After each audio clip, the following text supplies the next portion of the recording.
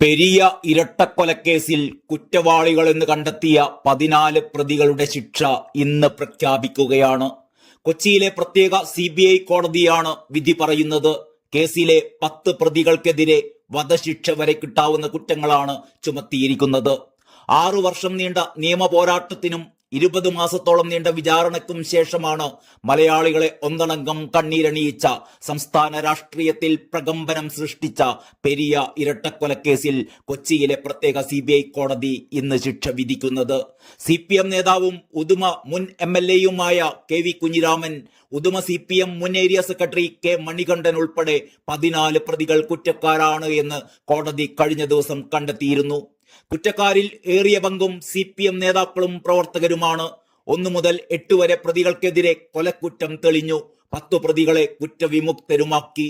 1-ാം പ്രതി A പീതാംബരൻ ഉൾപ്പെടെ 10 പ്രതികൾക്കെതിരെയാണ് കൊലപാതകം, ഗൂഢാലോചന, നിയമവിരുദ്ധമായി സംഘം ചേരൽ, കലാപം സൃഷ്ടിക്കൽ, തടഞ്ഞുവെക്കൽ എന്നീ കുറ്റങ്ങൾ കണ്ടെത്തിയത്.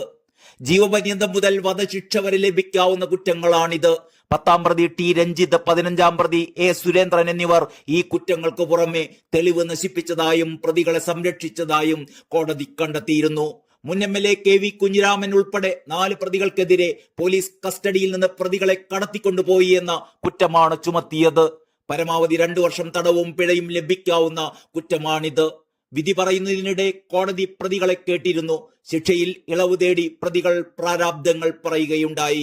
ബിരുദം പൂർത്തിയാക്കണമെന്നും പട്ടാളക്കാരനാകാൻ ആഗ്രഹിച്ചിരുന്നു എന്നുമുള്ള 7-ാം പ്രതി അശ്വന്റെയും വയോധികനാണെന്നും പ്രായമുള്ള അമ്മയെ നോക്കണമെന്നുമുള്ള മുൻ MLA KV കുഞ്ഞിരാമന്റെ അഭ്യർത്ഥനയും കോടതി കേൾക്കുകയുണ്ടായി.